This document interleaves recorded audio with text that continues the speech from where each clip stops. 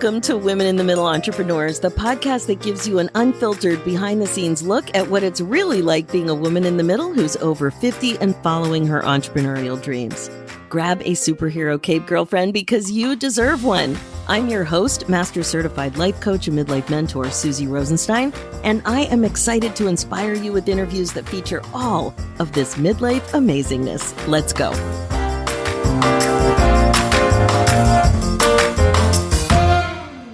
Hey there, welcome back to the show. We have another really exciting interview ahead of us about helping parents who have a child struggling with substance use disorder. Today, you'll be meeting Heather Ross, a woman in the middle entrepreneur whose purpose always overrides her own discomfort and she pushes forward. Welcome to the show, Heather. Thanks so much for joining us today. Thank you so much for having me, Suzy. I know we're going to have a great conversation about your midlife entrepreneur story. We're going to be talking about your business and what's going really well, and also what midlife issues might be getting in your way to some extent and might be challenging for you in your life as well as being a business owner. So let's get started with a big juicy question for you. How old are you? How long you've been an entrepreneur? And what is it that you do in the world? Please take it away. So I will be 52 in a couple of weeks, and I have been an entrepreneur since around 2018. I was kind of doing it as a hobby, not really a hobby, but I wasn't putting my all into it the first couple of years. And I really never planned to be an entrepreneur. I had a career as a corporate controller. I thought that that's all that I would ever do. I was very satisfied with that work, and I felt like I was very successful. And then when my daughter was in her early teens, she started struggling with substance use. And that really had a big impact on my life. It was very hard for us to find help, the kind of help that wasn't tough love based. And so things got worse for several years until I found community reinforcement and family training, which is an evidence-based approach for family members to support loved ones. And when I started learning that, I really started seeing changes in my daughter. It was the first time things started getting better for us and really better for me as well. And because of that, I started feeling like I wanted to help other families. I didn't want other families to go through so many years of not being able to get help while they were desperately needing it and searching for it and watching their child struggle and everything get worse. And I thought that there was this space that needed to be filled. And so I decided that I was going to become a coach and help other parents. And that's when my entrepreneur journey started. I had no idea what I was getting into. I just wanted to help people. And so, here I am several years later, working full time at it and helping as many families as I can. Wow. And why do you think you even wanted to go into it part time? Not everybody can figure out how to do something extra. And so you had a full-time job, you had stuff on your plate. And even at that point, I'm just fascinated with how you even made that decision to try to, even if it's a jobby, partially a hobby, partially a job. And of course, you don't know what's going to happen and what you're going to do. So what motivated you even to take that first little step? So there's a little bit more backstory there. I had decided to quit my job because I was just struggling so much with my daughter. And I had a very demanding job. I was working a lot of hours and I was using my job as a buffer to manage my feelings of, like I felt successful at work and I could manage things there, but at home, I could not manage things. I had done everything I possibly could and things were just getting worse. So I was avoiding some of that by working, and my job provided the perfect outlet for that. But didn't take long for my physical and mental health to really start to suffer. And I was married at the time, and my husband and I decided that, for now, the best thing might be for me to quit my job. And it was during that space that I'm forever grateful for my ex-husband giving me that space that I really started working on myself and finding things that were helpful, like craft, like I mentioned. And that's when I got into coach training. So I feel very blessed that I had that time and space to really be able to figure out what my next steps were when I wasn't even looking for another career. I just felt very led in that direction. And like the universe created the perfect space for me to be able to do that. But the first several years, I was really focused on supporting my daughter. And that's one of the reasons why I was only doing it part time. And another reason is just because it was a lot to overcome that I was not expecting. And I never saw myself as an entrepreneur or somebody who I'm an introvert. I'm not outgoing. So I've had to overcome a lot. And so it's been like steps and stages for me to be fully committed and being all in on this journey. So that's the reason why I went part-time in the beginning, was because it was just unfolding kind of naturally. This is what I was meant to do, I think. And I was wanting to really give as much time and attention as I could to supporting my daughter and reconnecting with her and rebuilding our relationship.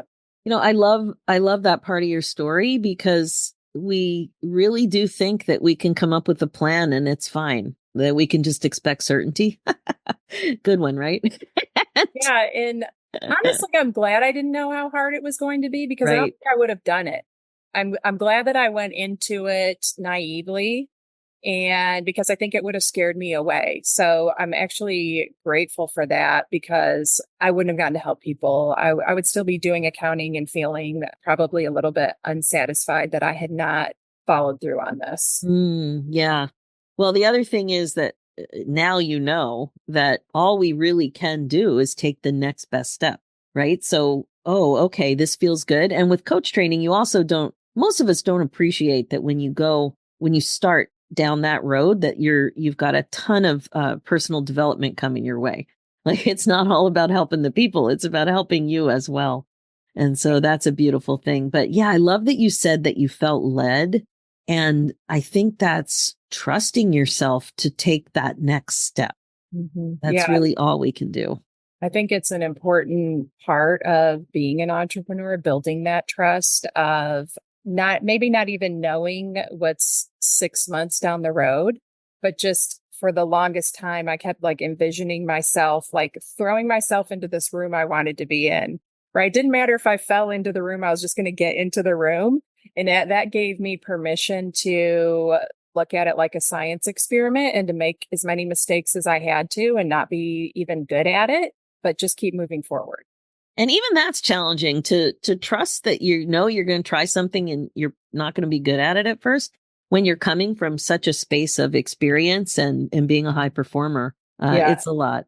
that's hard to. I think that's one of the hardest things for me about being this age and starting over, is because it does feel like starting over. I mean, financially, just the security of working for somebody else and the insurance and all the benefits you get with that. It's hard to go backwards from that, right? When I was younger, I didn't even care about that security. I'd never really experienced before. I didn't know what it was like. But once I had experienced it, it was hard to go back from there and not have the financial support of my husband after we got divorced. My business was really hardly making any money at that time. So it was sink or swim. That's one of the other things that pushed me into this full time. Was it's like now or never, I've got to make this work, which was also kind of another gift, I think. But being this age, I'm want to retire at some point. I'm like, am I going to have to work for the rest of my life? It's just hard to go backwards from that security. Yeah, it can be. Yet there's also so much freedom and so many reasons that you're so committed and Mhm. probably pretty fulfilled, is my guess from your notes and everything. Yeah, it's very, very fulfilling work, because I just don't want other families to go through what my daughter and I went through. I think an important part of our story, for me to share, is that my daughter did end up getting into recovery, but after about 18 months, she had a reoccurrence of use and passed away. And I'm so grateful that I was able to repair my relationship with her, that I found the tools that I needed for that. And on my very last conversation with her, the day that she called me to tell me that she had had a reoccurrence of use, that I was able to use all of those tools and be loving and kind and compassionate. So that was the last time I ever talked to her. And I had no idea. So, I mean, some people might think that this is the worst case scenario, but to me, the worst case scenario would be if we had not gotten to repair our relationship, had I not gotten the gift of coaching and these tools and the freedom that I had, like you mentioned, with this working for yourself to be able to really just be there for her in a way that I couldn't when I was working. And all of I feel like I made the most out of the 21 years I got with my daughter. And so while parents can't exactly control what's happening with their kids, they can't control the outcome, they can control how they show up. And so I know that I can give other parents that gift of feeling proud of how they show up for their kids. And that's the most fulfilling thing to me. I'm so glad you shared that. And I'm so sorry that this all happened with your daughter and in your life. And I talk a lot about regret proofing your life. And you just said it beautifully that the you were able to show up exactly the way you always hoped you'd be able to show up and not have regrets. You don't know when it's your last conversation with somebody. No, you don't. And it's hard to find that balance of like not obsessing about it, but also being mindful of being present with the people that we love and really thinking about how important it is the way that we show up for them and how I wanted my daughter to remember me, right? Like I'd hope that someday she'd be looking back on this time and I wanted her to remember me as kind and loving and supportive and compassionate. And it's totally possible to do that and have boundaries and protect yourself. And I think that I'm proud of myself that I was able to do that in such a difficult situation. And I think if all parents were given that opportunity and like the freedom to do that instead of being told things like to just kick them out and not talk to them, I think that we'd be doing better than we are when it comes to supporting people with substance use disorder. Wow. And now you're able to help parents the way that you were hoping to have received help. You eventually did. Yeah. Wow. Okay. Thank you so much for sharing all of that. Now, this podcast, it focuses on this weird intersection between midlife businesses and the way we want to run them and being at this age and stage and having midlife crapola, hiccups, issues, situations, whatever you want to call it, and whatever it is for you, pop up and get in the way of you running your business the way you want to. So tell us a little bit about what has come up for you in terms of midlife challenges. I know one thing in your notes you mentioned that it was like downhill from where your life peaked in your 40s. Do you want to go on a little bit about that? Yeah, that is just such a painful thought. I've been working on that for the last 2.5 years since my daughter passed away. There was just this thought that maybe I've lived the best part of my life and I'm just not willing to go down like that.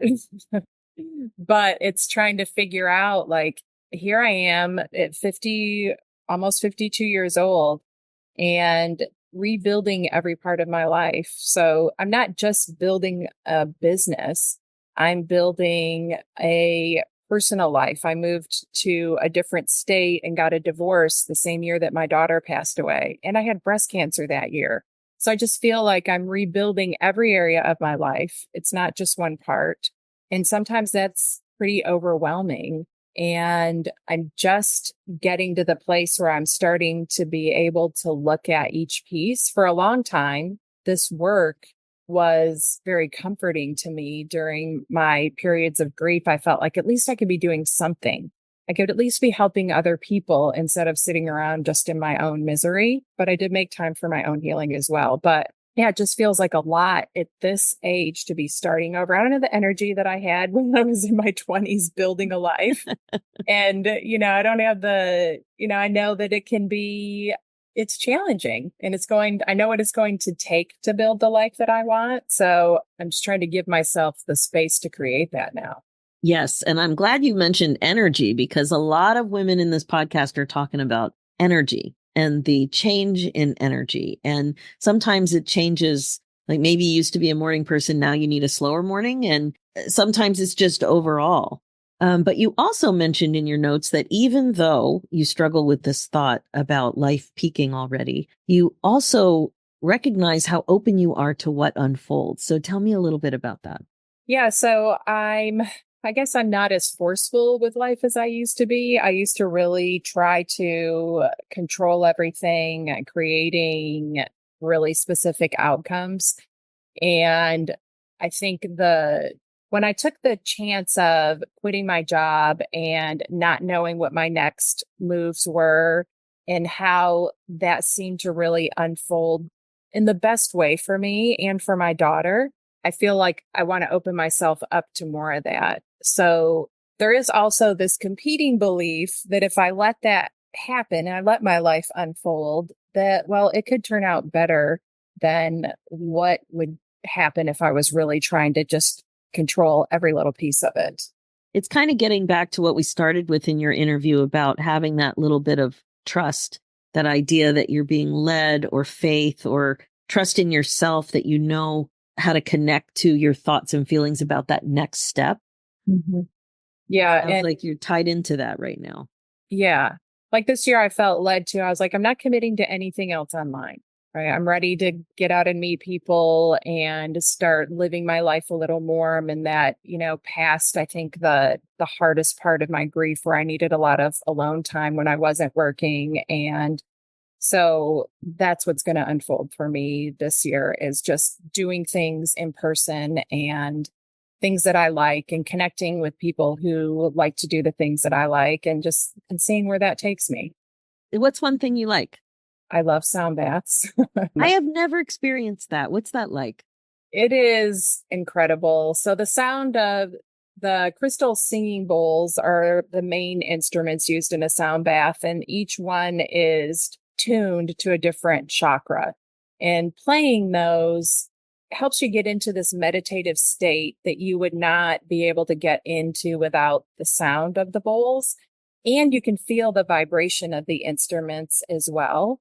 So it's just this incredible experience where afterwards I always just feel so centered and grounded and like, okay, I can just take anything on now. How did you first find that? How did you experience that? Ironically, it was trying to connect with my daughter. I was just looking for something that we could do together when she was in early recovery. And she really didn't want to do much at that time. But I knew that she was into like energy healing and crystals and stuff. So I found this place that does private sound baths. And we went there. We both loved it. It was an amazing experience. And then I didn't go to another one until I got diagnosed with breast cancer. And I was just really, things were bad with my daughter at that point. I'm struggling over this diagnosis. And so I find this sound bath. It's on the beach. The person that was doing it did a guided meditation. And I just felt like I left so much stuff on the beach that day after that sound bath. I felt like I really had what it took to just be able to face what I was facing with my diagnosis and treatment and what was going on with my daughter. And it just helped. I decided I would go at least once a month after that. And that's what I try to do. I go as often as I can. Mm. Oh, I love that. I love that you found that. I've seen it on TV and stuff, but haven't had the opportunity. I'm I going to look highly for that. recommend it. Yeah. Yeah, that's great. Okay, so what have you noticed about being an older woman and being in this space? Because I try to look at everything in my business, which is helping, coaching women over 50. And I just think it's so important to really appreciate and acknowledge the age and stage. It's a different lens on everything. So what have you noticed about the way you're approaching your business and the way people react to you in your business, being an older and wiser woman? It is just weird for me to even hear you say an older woman because I know, I know. I really I don't was think. very careful with the terminology, but we're older. It's not old. It's Yeah. just that it's older. Yeah. Yeah, I mean, we're definitely at that age. I don't think of myself that way, but ever so often I get that reality check of like, yeah, this is midlife. I think that there's there's good and bad with it. That there's the challenges of, like I mentioned, the security, feeling like I should be farther ahead than I am. I think I have these expectations that I shouldn't have to ask for help at this point in my life. And but I really had to overcome that and ask for help to this is not something that you can do on your own. You need a lot of help, a lot of people teaching you Oh my many things you gosh. never imagined you'd be doing. Exactly. All I thought I'd be doing is coaching people, but there's just so many technical things that you have to learn. And, but the other side of that is I have, I'm overcoming the energy, but I have an internal drive that I don't think I really had when I was younger.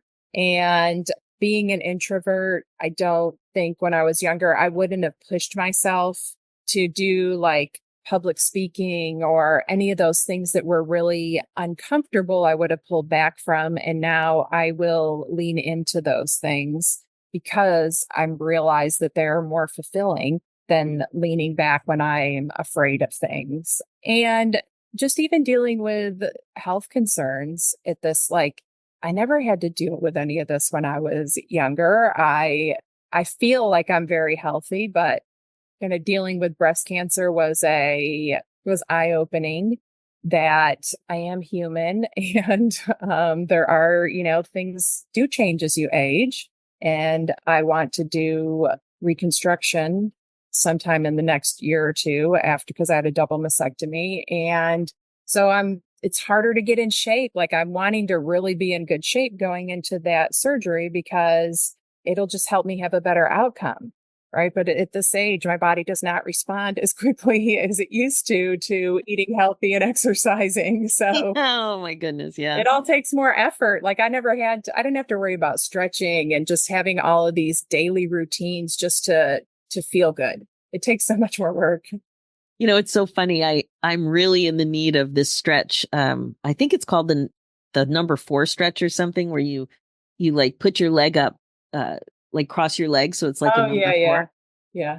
So I discovered somewhere along the line that was good for me. And lately it's been so important for me. And on the rare occasion I wear shoes where I need to lace them up instead of slip them on, I'm in that position and I don't rush through it anymore. I'm like, oh, I get to put my shoe on and I like lean into that stretch. And I'm so grateful that there's like a stretch I can do that can actually help me. And I'm doing a daily activity of putting a shoe on. Oh my gosh, I know between the stretching and figuring out what to eat, it's a lot. Yeah. Did you think that like putting your shoe on would be an event? Right. No, and I also didn't think I would develop a dairy issue at this age, which has been a whole thing that I just never anticipated. Like I would watch my friends with all their allergies and food sensitivities, and I'm just like order quickly and that's it, no issues. Uh-huh.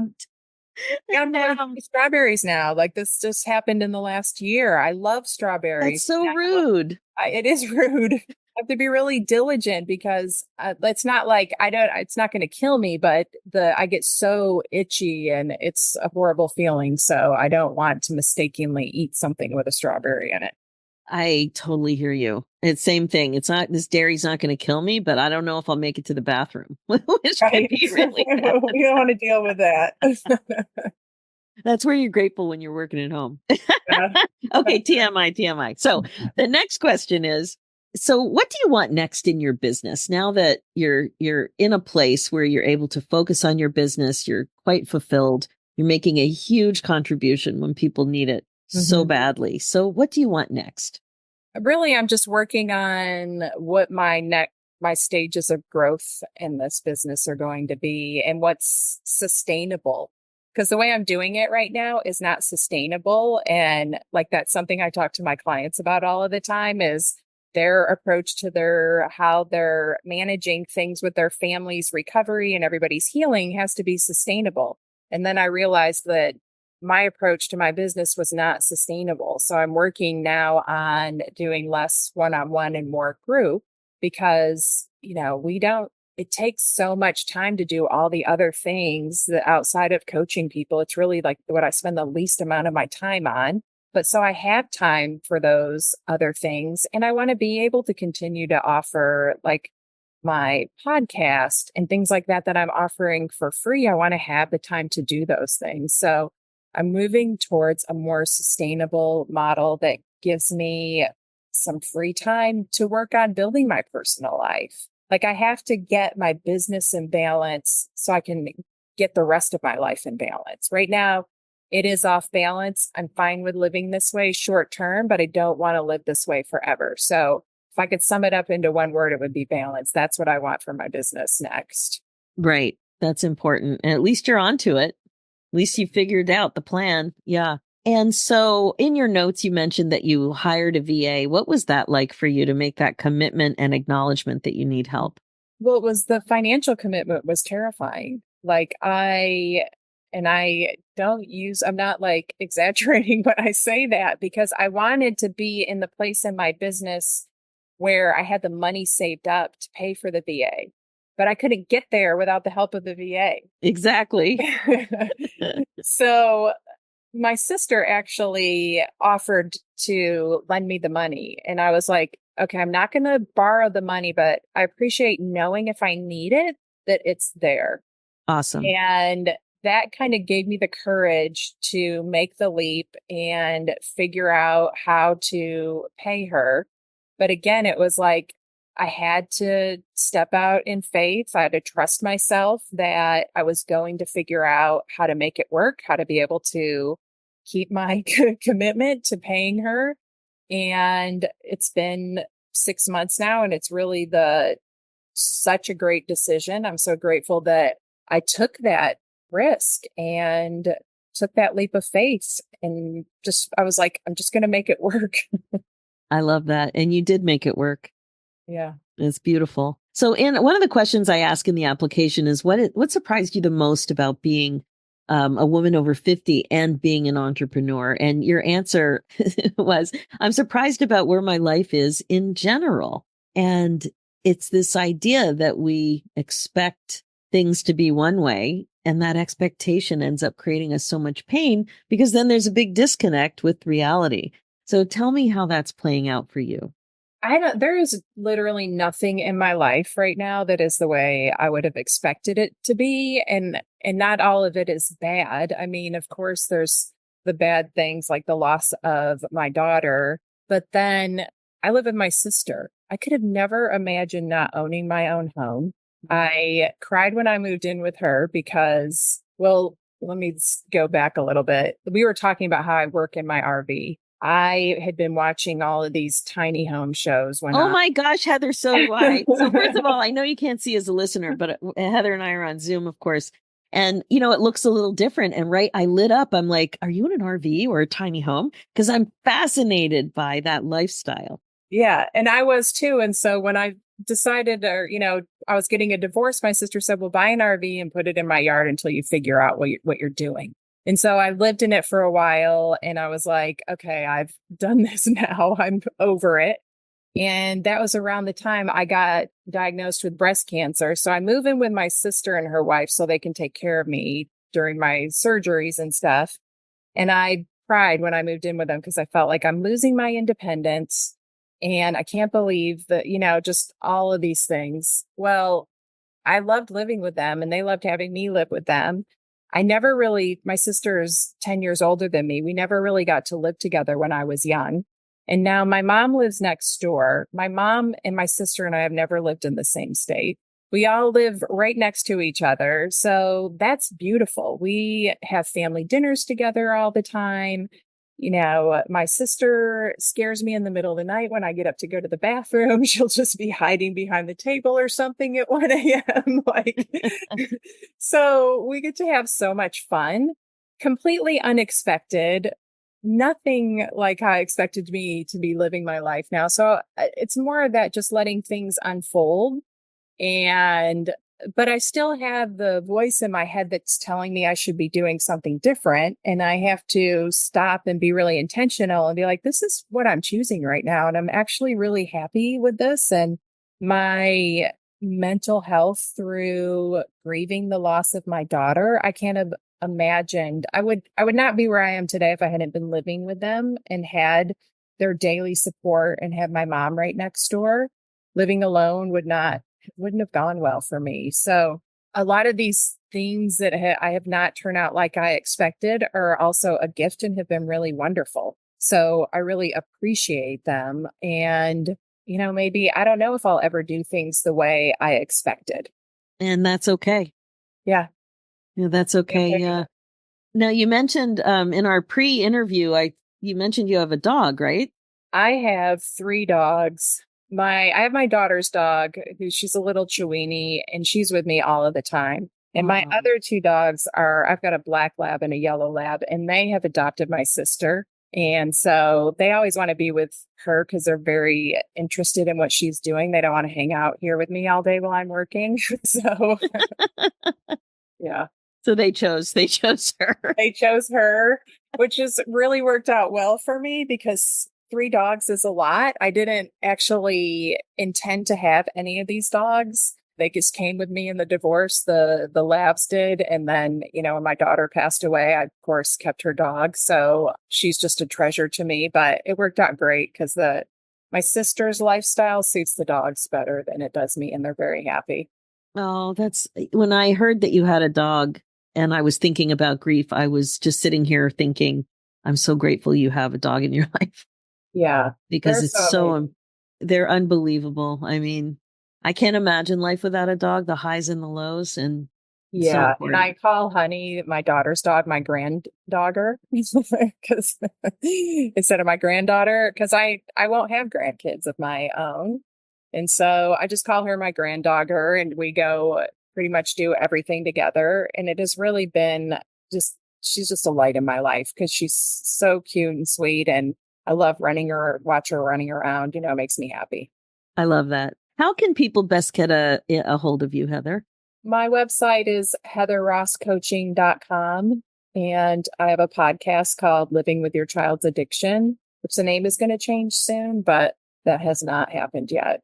Well, I'm going to have the show notes there. So I'm sure that there'll be a referred, right? If you go to that podcast, yeah, it'll be fine. Amazing, Heather. Thank you so much for taking the time from your day and sharing all of this. Your story is just so, like you said, unexpected, with highs and lows and a lot of beauty and a lot of gratitude and a lot of difficulty. The way you've decided to help other women with families is just unbelievable. So thank you so much for the work that you do and for showing up today here with us and sharing your story. Yeah, thank you so much for having me. All right, that is it for now. If you're listening and loving what you hear, please like and subscribe. Reviews are great too and much appreciated. And if you're a woman in the middle who's 50 or over and an entrepreneur would also like to come on the show, please go to www.midlifeinterviews.com and fill out an application. We'd love to have you on to share your story. Thanks so much for listening. It's never too late for you to put yourself on your agenda. I'm Suzy Rosenstein, and I'll talk to you again soon. Now, real quick before we say goodbye, if you are connecting with this show, I'd love to invite you to a happiness breakthrough coaching session. It's my laser-focused coaching call that will help you get clear about what's getting in your way as a woman in the middle entrepreneur and confident about your next steps to more happiness in your next chapter. Head over to www.nextchapterbreakthrough.com. Talk to you soon.